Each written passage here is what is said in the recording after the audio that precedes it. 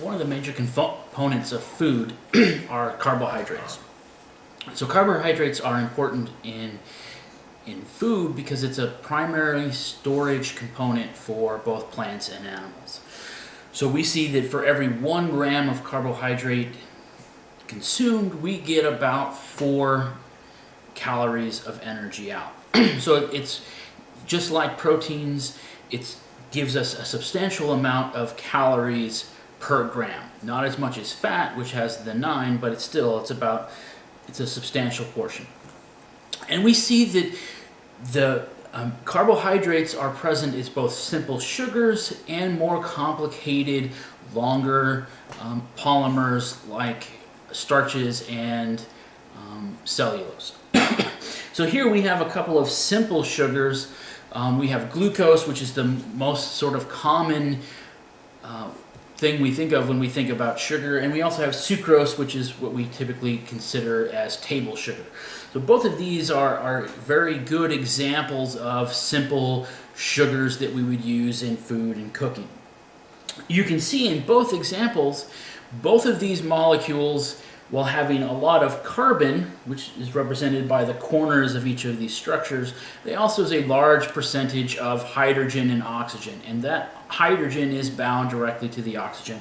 So both of these compounds are able to undergo hydrogen bonding, which is going to make both of these sugar molecules soluble in water. And we can see that if we can dissolve a specific amount of quite a bit of sugar into a water solution. We can see also that these are then capable of reacting together. As you can see, the glucose molecule is present here, and it's been reacted through this hydrogen-oxygen bond here to form it with another sugar compound to form sucrose. And we can get this, and this can expand not only with this disaccharide, but into multiple or polysaccharides, which is going to allow us to generate those longer chains. Again, I said that the most common use for plants and animals is going to form starches, which are long chain polymers. In plants, we form also cellulose, which provides the rigidness of the plant, the structure of the cell walls, which allows those plants to stand vertically and have a definite rigid structure. Compared to the simple sugars, those are much more complex and harder for us to break down. We need to have some sort of enzymatic activity to break those into these simpler sugars where we can interact with them. Right? One of the 5 major components we have on our tongue, one of the tastes that we can have, is this idea of sweet, which comes from either of these types of molecules interacting with our taste buds. It's one of the principal components we're all familiar with. It's enjoyable. We crave sweetness to interact with that receptor in our tongue. So these classes, both simple sugars and the more complex starches, are key integral parts of food. If we look at starch, we're looking primarily at starch and not cellulose, because cellulose is that fiber which we don't really break down when we consume them. It's the fiber, it just sort of passes through, cleansing out, and stays relatively unchanged. Well, starches, on the other hand, have a much more critical role within food itself and in cooking. We'll see starches are important and carbohydrates are important for forming breads, muffins that help form the gluten. Also, we see starches are going to be used to help thicken sauces, and that's what we're going to sort of focus on here, is these long sort of polymers of these simple sugars. And we have 2 different forms. We have amylose, which the polymers themselves form sort of a single long chain, right? And they end up looking sort of like a rod, sort of like we have there. Very linear. That's going to make these form sort of very long particles where we can have interactions along all of those particles. As opposed to this amylopectin, which is more highly branched and complex. We can see that may have more actual sugar molecules present, but they're not going to be as much of a linear distance. They're going to be much more compact, which means that these molecules aren't going to be able to stack as closely together or form as much interaction as those amylose. And that's going to have a direct effect on the ability for those things to thicken sauces and give us different textures and mouthfeels. For example, if we look at wheat as a thickening agent, we see that wheat only provides about a 1 scale, 1+ in thickening. Right? This is the sort of wheat flour that we're all familiar with. As opposed to corn or potato, which has a larger capacity to thicken. And that means that wheat has a larger percentage of amylopectin than amylose compared to, say, potatoes. Potatoes are going to have much more amylose to amylose pectin, which means that they're able to thicken much more thoroughly.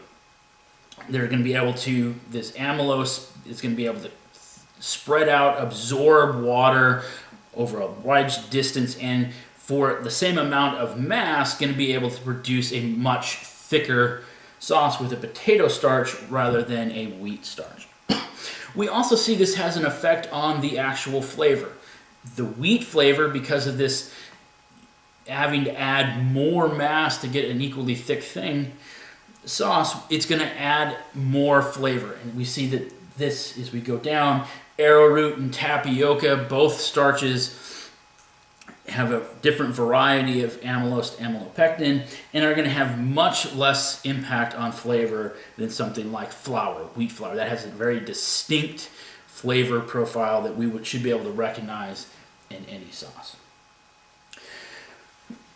As far as sweeteners, we're going to spend a lot of time in the reading and in the activities doing things with simple sugars and making those sweets that we enjoy. When we look at candy versus ice cream, those are the sort of our two dessert topics. We're going to make ice cream in the lab. We're not going to make candy because it's not a very hard process, but it takes a little bit more specialized equipment, and we're having much more extreme conditions. So we're going to stick to making ice cream. As far as candy goes, the candy that's produced, the type of candy that's produced, is going to be a direct result of two things.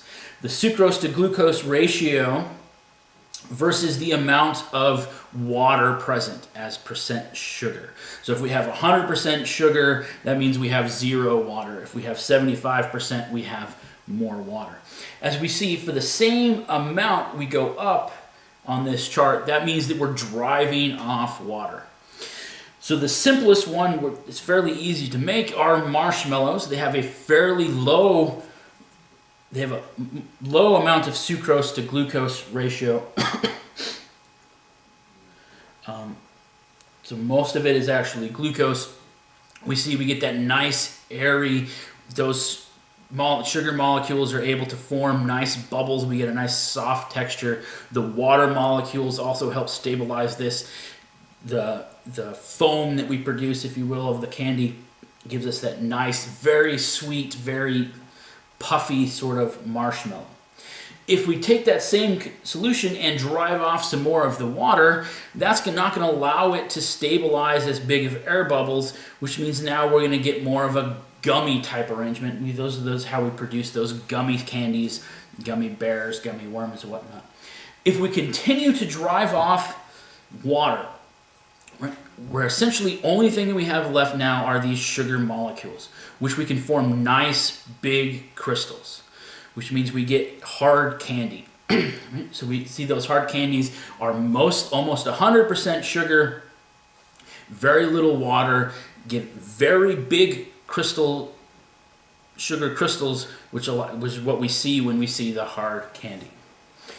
If we go in this direction where we change the composition of sugar, reduce the amount or increase the amount of sucrose to glucose, we see that now we're getting more of a soft arrangement here. We move into the fudges. In fudge, though, we have to add some of that cocoa powder, that chocolatiness. And we move all the way into fondant. Fondant is the icing on cake, that very thick structure that we put on top of very fancy cake. It's going to have a large percentage of glucose to sucrose, and still have a significant amount of water, which makes it pliable until we drive. The reason it hardens, if you've had some fancy cakes, is because we've driven off the surface water and make it fairly solid. But the fondant itself is still going to have a fairly high quantity of water. So this really depends on the amount of sugar, the simple sugars we have, as well as the amount of water. Ice cream is also going to be a solution of sugars and water that we're also going to add air into. So we're going to make sort of a foam, if you will. So we're going to take, what we do when we make ice cream is we take that milk and cream, which are both solutions containing water, and we expose it to very low temperature, which allows it to begin to freeze. And what happens when we freeze these mixtures is that the water molecules will actually freeze into solid ice, allowing the rest of that milk and cream to form a more concentrated solution. Less water, more of these sugars and fats. So we can see it represented here.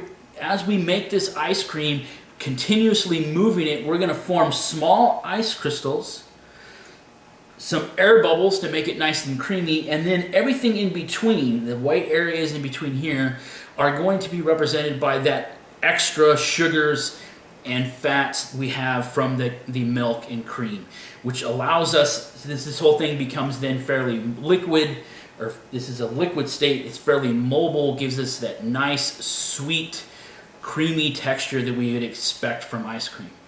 Which is why if you take ice cream, let it melt, and then stick it back in the freezer and it freezes fairly quickly, you get much more, you lose some of that creamy texture because we're allowing these ice particles to become bigger as they form, right? Without that churning that we have when we make ice cream to keep it nice and smooth.